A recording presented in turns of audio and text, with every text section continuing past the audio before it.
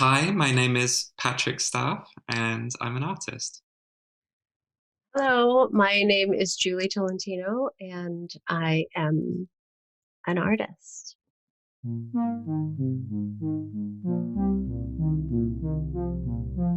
From David Zwirner, this is Dialogues, a podcast about artists and the way they think. I mean, certainly the questions in my work around contagion or toxicity or the kind of like the fantasy of safety of the body are all super raw right now.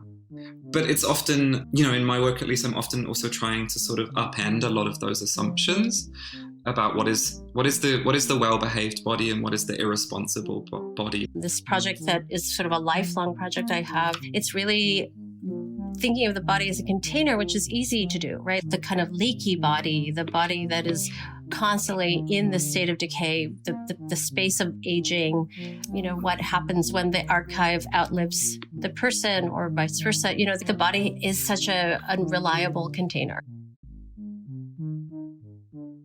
Hi, it's Lucas Zwirner. This week, we're continuing to try new things on the show, and we felt it would be exciting, particularly in this moment, to hand the Dialogues platform over to new voices and see where those conversations go on their own. So this week we invited Patrick Staff and Julie Tolentino.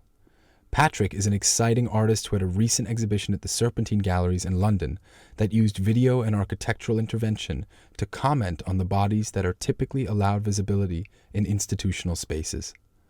A lot of their work examines these traditional ecosystems from a queer and trans perspective. Their work is also part of Platform Los Angeles, an online exhibition featuring 13 LA galleries that we're currently hosting on davidzwirner.com. Patrick talked with their friend, the artist Julie Tolentino, who also shows with Commonwealth and Council in LA. You may have seen Julie's week-long performance last winter at Performance Space New York.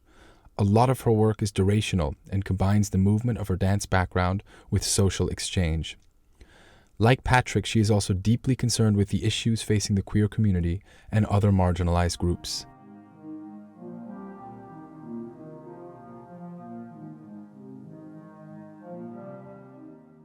Hi, Julie. Hey, Patrick, how are you? Good. I feel like I keep having conversations with friends recently about desire, Yeah. but particularly kind of like maybe the inherent conflict between desire and a political principle. Like it feels like both you and I in our work, but also more broadly at the moment, are having to kind of contend with maybe the desire for desire to do certain things, the desire for desire to behave well, or for desire to conform to political principle or something. And it like kind of gets us all into a lot of trouble, but it feels something that I keep moving towards in the work that I'm making or keep trying to kind of uncover. And I feel like, yeah, again, maybe if this isn't like too much opinion, but I feel like the work of Julie Tolentino is full of like bad desire. Bad desire. Desires All the we're bad not meant desires. to have. Touching too much. Getting under the skin. Yeah. Yeah, I mean, I guess, I think that sometimes I don't even recognize that they're bad desires. Because they're so, they are for me what I would call sort of like realness space, right? Like this is the conversations behind the love letter or the impetus of the love letter or the thing that we know that doesn't have a reflection on the outside. Or, I mean, in some ways that these sort of bad desires, sort of wanting too much or wanting the thing that is maybe simpler actually than like desire. It's taken sort of a long time to make those kinds of things visible. But maybe that's what I'm really fascinated with how you work, because I feel like you do that in a way that's much more, and it's very succinct and really powerful. And I'm interested in terms of like how we are thinking through time. Like how do you, do you feel like there's sort of some kind of durational aspect to what you're doing? Like, do you have that in your... I mean, I think I think that these questions are in both mine and Julie's work, but they feel somehow heightened right now. Or maybe there is, I like a couple of, in casual conversation, a couple of different people now have sort of said to me, like, oh, it's really making me think about your work a lot, that's what we're going through at the moment, which of course on the one hand is flattering, but on the other hand is kind of terrifying. Because I don't know, I also don't know necessarily how to speak to our present moment right now as we're in it. I mean, certainly the questions in my work around contagion or toxicity, or the kind of like the fantasy of safety of the body, are all super raw right now. But it's often, in my work at least, I'm often also trying to sort of upend a lot of those assumptions about what is the well-behaved body and what is the irresponsible body, what is irresponsible behavior versus care, or like what is safety and what is the threat of danger. I'm sort of constantly trying to turn over those stones and kind of upset some of those categories. For me, at least, I'm still catching up with how our current crises changes that or affects that. I would also say that, by the same token that this desire is sort of heightened in a way that's also heightened towards desire as solutions, like finding solutions.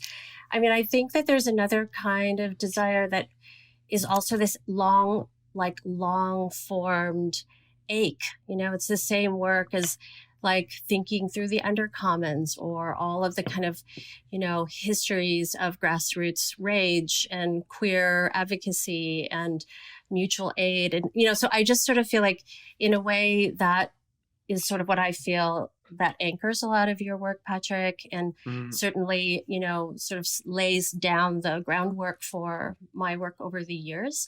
So I almost am wondering, like, it's almost like there's this way of like reaching underneath at the desire that's been like, that just is what makes a queer community, or what makes, a world that is trying to look at ability differently. Like, what is ability? What is, how do we look at these kind of concepts of dis-ease or disease or whatever? Like, yeah, it's funny actually, like in the past few, or at least in the, I don't know, in the past year or so, I feel like I've been increasingly removing the body from the installations that I've been making. It kind of upends some of the assumptions about what it means to be someone who works so much with, whether it's choreography or the body or somatics or whatever. And particularly the kind of like last big show I worked on, there was a really palpable absence of flesh, and I think, like what you're saying, the feeling for me then becomes that all of these things like touch, sensation, sex, all becomes kind of sublimated into other materials, or becomes almost a kind of haunting presence in the space. Almost the feeling of when you know that somebody else is in the room but you haven't seen them yet, and the body has that kind of sensation, which was, it's making me think now more literally about your last Commonwealth show, which at least when I went was a shrouded figure, someone hidden.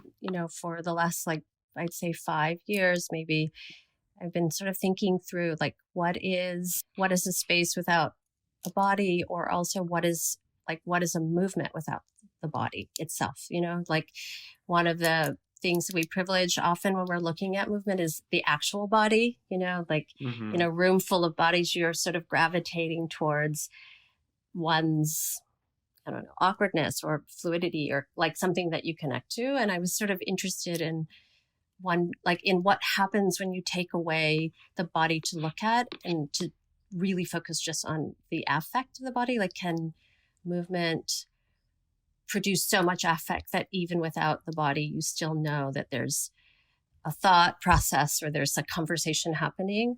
Yeah, just in terms of Repeater at Commonwealth and Council last fall, the one like there was sort of a dominant image, which was a video that was playing in the space with and without its sound throughout. And, there were multiple objects that, of course, have their origin, but the way I was sort of thinking about the exhibition was that with these multiple objects, some that were mirrors, some that are sawhorses, rope, that there might be this way that we sort of have these multiple meanings, that when we keep looking at the objects in different arrangements together and apart, that different things could happen.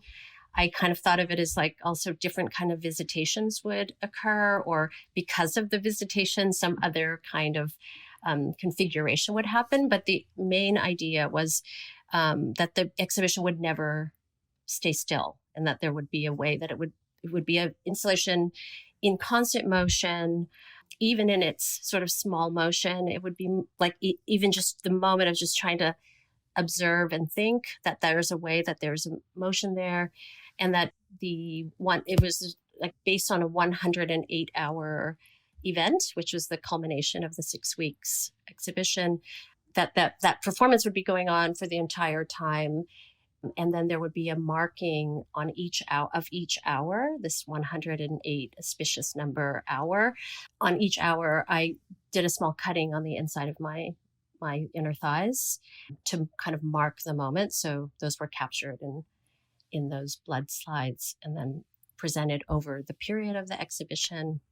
But within that are these shrouded, or these fabrics, basically, that some are leather, some are different sort of shiny style fabrics, where I would enter and sort of animate. But, you could come in at any time and just think it was, a blob of fabric or leather, and then it would sort of, would be moving ever so slightly, or maybe sort of dramatically. So I know that's just sort of the general overview. And it sounds like you came in when maybe I was inside. Yeah. Or at least I assume you were inside. Yeah. I mean, it was also an interesting performance in that, it was also not an outward facing performance. So it was also hard for me to know who, or like I could never tell really who was in the room. I just sort of sometimes thought that someone was there. But, I was also trying to think about sort of living, non-living influence. I realize we've not really talked about that show so much together. Yeah. Because first of all, I'm like, where do all the slides of blood go after the show? Oh, that's a good question, because there is we pack them.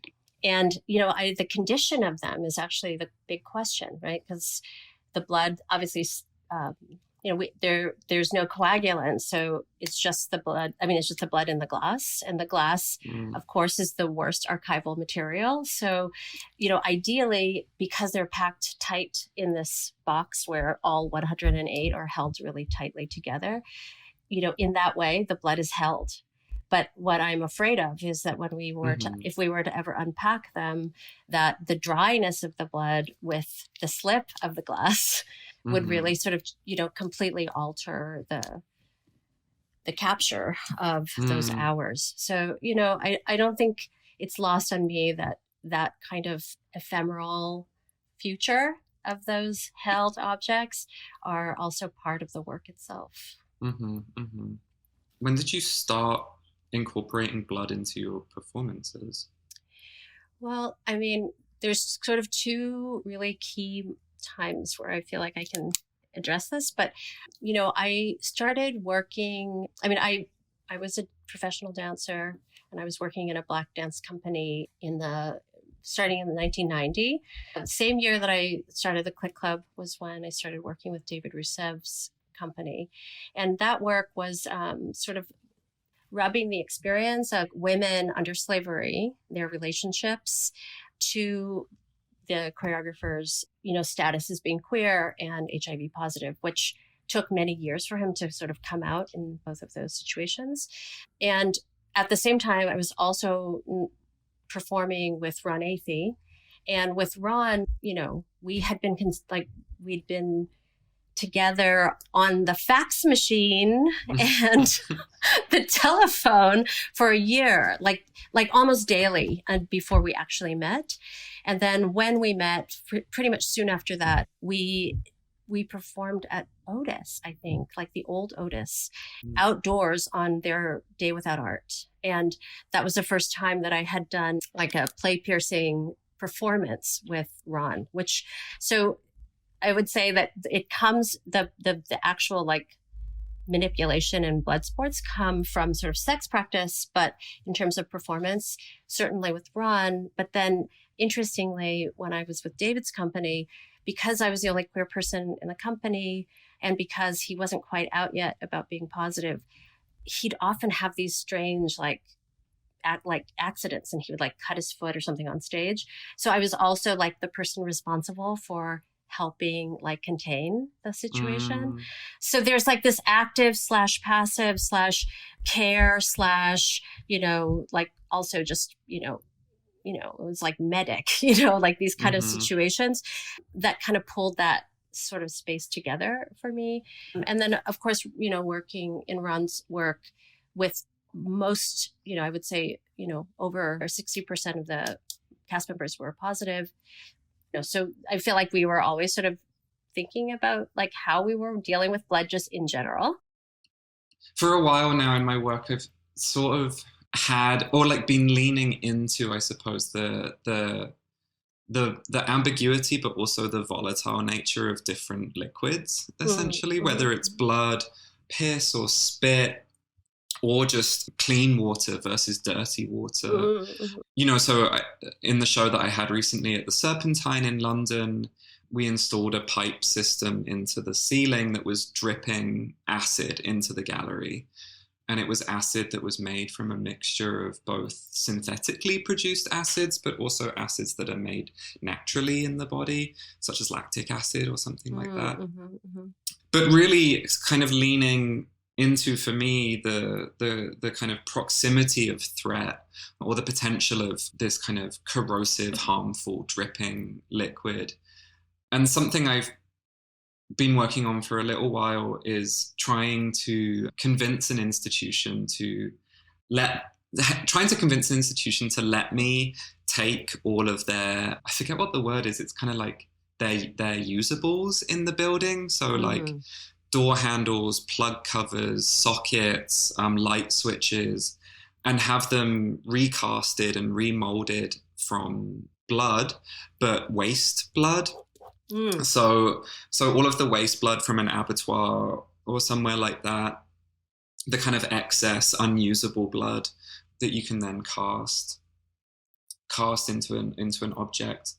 But anyway, the reason I bring it up is because I guess I'm interested in thinking about now with you, like how different fluids such as blood might move in and out of different political territories or something, like you're describing in these periods of working with David Zwirner or Ron, like a particular moment of blood's absolute kind of peak volatility or something. And I don't know, I'm sort of having the same questions now about my own work in relation to the current pandemic, to COVID-19 and things like that. I mean, it's so reductive to have a before and an after, but I don't know, I wonder about blood's volatility again, or spit.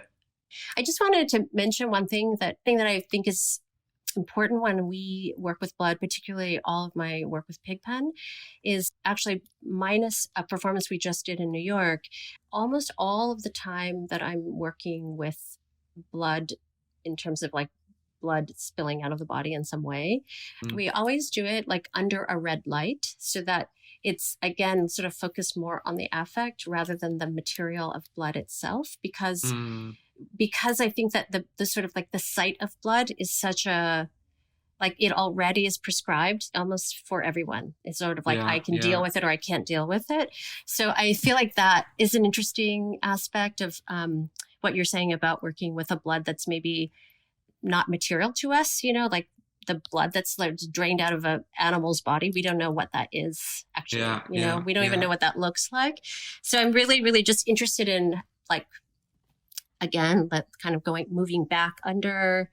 It reminds me too of the work that you did with Candace that I love so much. We were also in the show at Elizabeth Foundation when was that? Like 1 year ago already. Yeah, Jean maybe Vacaros. even more. Yeah. Yeah, January of 2019. But, the sort of the production of the mist and that like kind of, tangling of the water, this kind of idea of like sort of dosing a room, all of that. Yeah. I mean, I could also talk so much more just because of, like I've been working, I don't know if you know this, but I do aquatic body work. I do regular body work, but also aquatic body work. Right. And I sort of tried to take a chance really on sort of letting go of the body work part of the aquatic body work. And I sort of made a proposition also asking an institution to sort of extend their space to allowing for like a, multiple ton water container, a gigantic pool to be used as a performance space. And I sort of did these one-to-one performances, which were like, I call them kind of consensual drownings.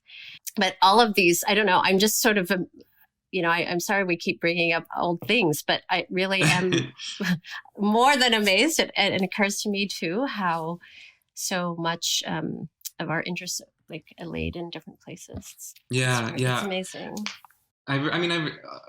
We had a brief catch up on the phone last week, and I did come away from it thinking a lot about how both of us are kind of, prior to our present moment, already engaging with certain sets of conversations with institutions about almost like safety protocols, So the work that you mentioned that I make with Candice Lynn, who's a sculptor here in LA, is that we take apart commercial fog machines and essentially hack them to be able to produce a mist or a smoke that is kind of, it's hard to describe, but essentially the liquid that's being vaporized into smoke has been laced with a whole set of herbs that, at least in the ones that we've shown most recently, can inhibit testosterone production in your body, in theory, if you were to breathe in enough of this smoke, And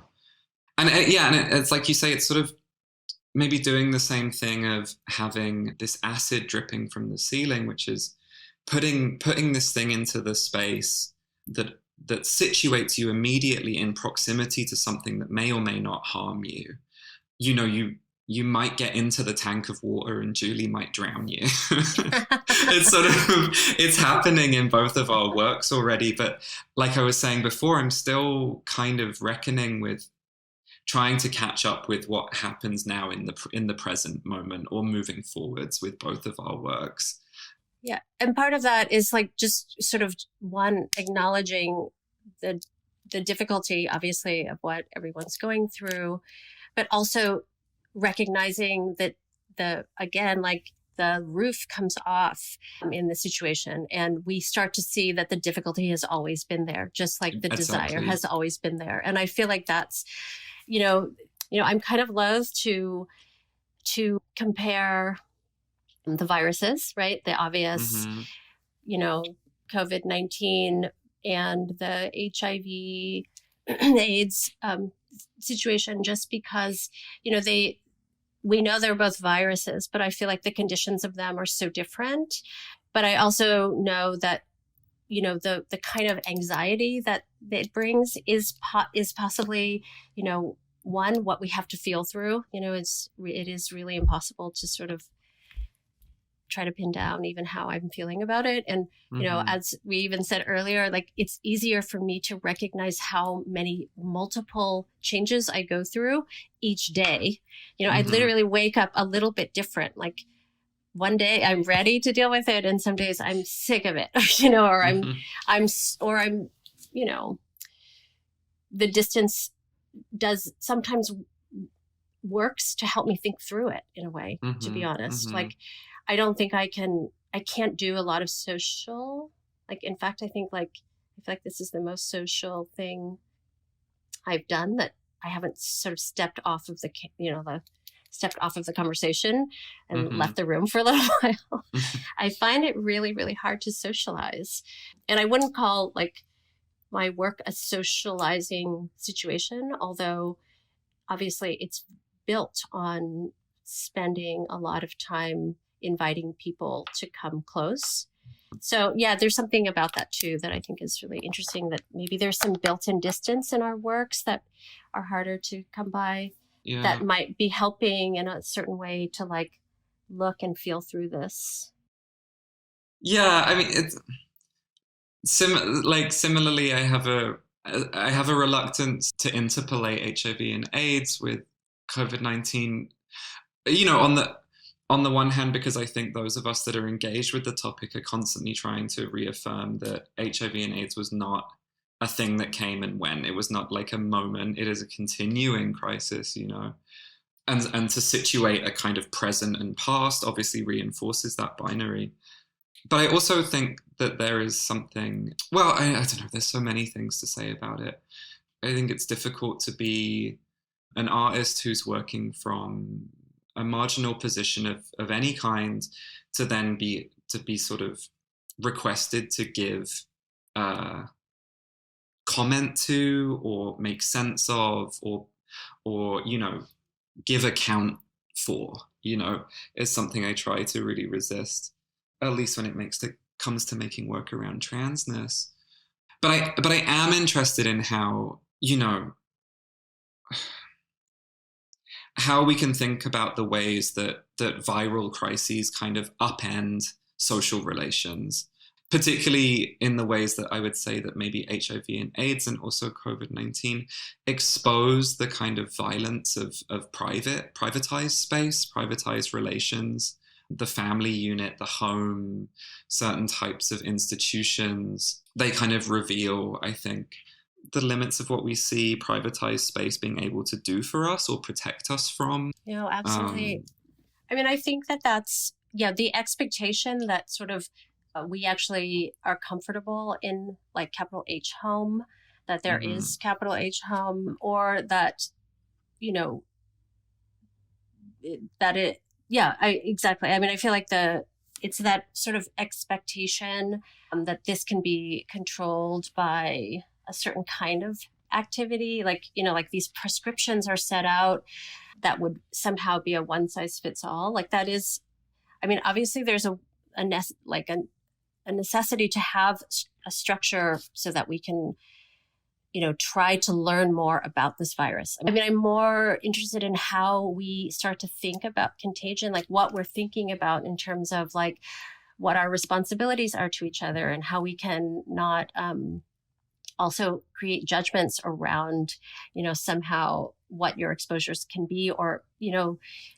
I think that in coming from a place of the work is always underpinned by studying dance, thinking about choreography, really understanding art making as being about a moment of encounter, of the kind of inherent liveness, even of a looping film or an object in a space, that there are, you know, always a continual number of conditions that surround it that make for a live encounter. So it's hard not for that to also inherently contain decay or decomposition or a kind of like changing nature always.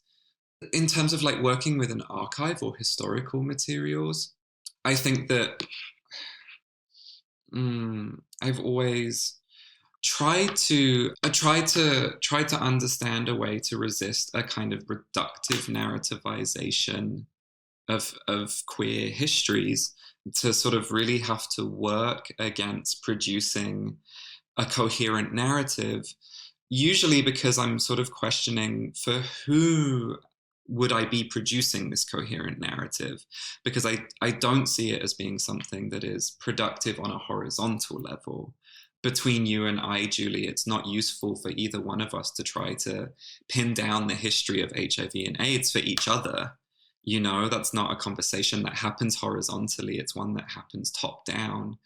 And more often than not, that's about being a queer artist producing a certain narrative for a certain institution, so much of, I don't know, I get tired of the kind of reparative demands that are made of queer artists and artists of many other kind of marginal experience to see art making as a production of wholeness or a kind of smoothing over of something. Particularly, I think for trans artists, the request constantly to kind of reveal more and more the image of the body, to somehow like soothe or, always assume that representation is good, that representation is useful and productive, and that somehow that advocates for like a moral or political position that the audience can read of the institution.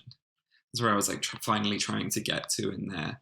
We decode these sets of analogies made by artists to somehow deduce what the institution is trying to tell us it is doing in the world. And what I think can often be so damaging for queer and other marginal artists is that you're expected to do that work while simultaneously being I don't know, oppressed by that very institution. Yeah. Do you know what I mean? Yeah, absolutely. I can't help but think about like the amount of like galleries in Chelsea. Sarah Schulman talks about the kind of rampant gentrification of areas of New York, but other cities that were the most affected by HIV and AIDS. So you see a kind of direct line between contagion and gentrification. And we then get like cultural institutions where then these histories are reproduced again, but it's like for who?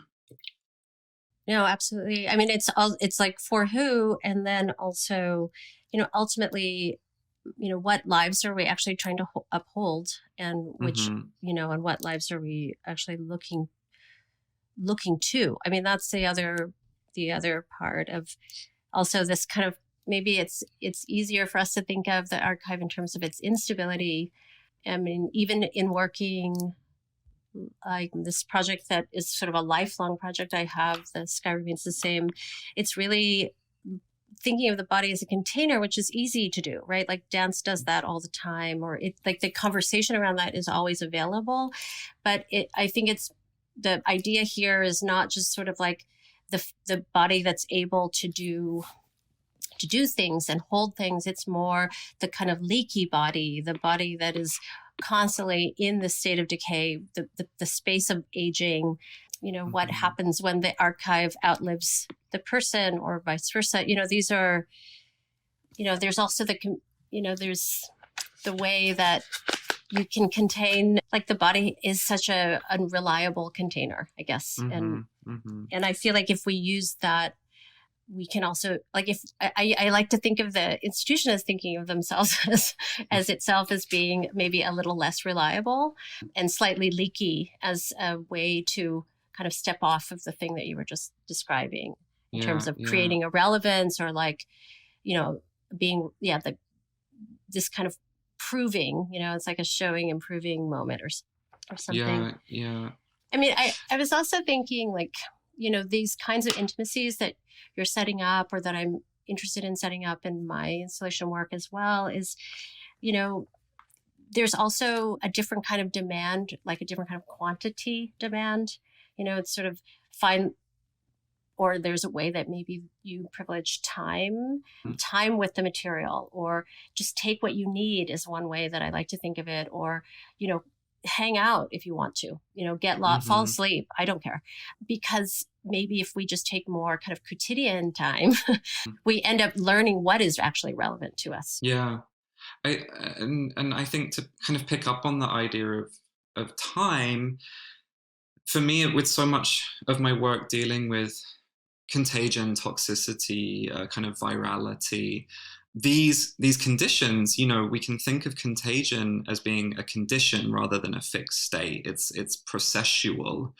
If a virus is defined by its kind of processual nature, I'm kind of using that word from Mel Chen, like HIV and AIDS, for instance, becomes most distinctly associated with sex, and therefore the idea of HIV and AIDS becomes sex. you know? And there is also a process where sex then shifts and changes to accommodate this condition of contagion, you know? And in some ways, I think I have the desire to pick apart some of those like time-based or conditional natures of contagiousness or toxicity of becoming a kind of toxic subject, and these small nuances, or the small, almost like if the body is an archive of many illnesses, many viruses, many forms of touch that produce contagiousness, of somehow, like you say, of making the institution itself less reliable, also drawing attention to the way that an institution itself can be one of these processual makers of contagion or something, you know, literally at the Serpentine trying to make the building drip with this corrosive acid. I don't know, this very kind of nature of hazard becomes embedded in the building, and it's always already been there, but this work is trying to like twist its arm into showing its true form or something. I'm kind of tying myself in knots a little bit. Patrick, that was an amazing time spent together. Thank you so much. Yeah, thank you, Julie, for talking with me. Dialogues is produced by David Zwirner. You can find out more about the artists on this series by going to davidzwirner.com/dialogues. And if you liked what you heard, please rate and review us on Apple Podcasts or wherever you listen. It really does help other people discover the show. I'm Lucas Zwirner.